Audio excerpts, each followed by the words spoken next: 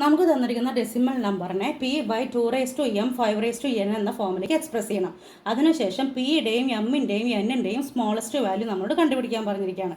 അതിനുവേണ്ടി നമുക്ക് തന്നിരിക്കുന്ന ഡെസിമലിനെ ഫ്രാക്ഷനിലാക്കി മാറ്റിയതിനു ശേഷം ന്യൂമറേറ്ററിൻ്റെയും ഡിനോമിനേറ്ററിൻ്റെയും പ്രൈം ഫാക്ടറൈസേഷൻ ചെയ്ത് ഇതേപോലെ തന്നെ ഫ്രാക്ഷനാക്കി നമ്മൾ എഴുതിയിരിക്കുകയാണ്. ക്ലിയർ ആണല്ലോ.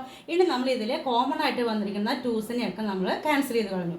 ബാക്കി 3² ഇൻറ്റു 7² ഡിവൈഡഡ് ബൈ 2^1 ഇൻറ്റു 5^4, അതായത് 441 ഡിവൈഡഡ് ബൈ 2^1 ഇൻറ്റു 5^4.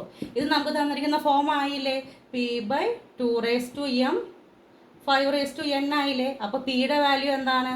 441. എമ്മിൻ്റെ വാല്യൂ എന്താണ്? 2ൻ്റെ പവർ 1. എന്നിൻ്റെ വാല്യൂ എത്രയാണ്? 4, 5ൻ്റെ പവർ. ഇതാണ് പിയുടെയും എമ്മിൻ്റെയും എന്നിൻ്റെയും സ്മോൾസ്റ്റ് വാല്യൂ. Thank you.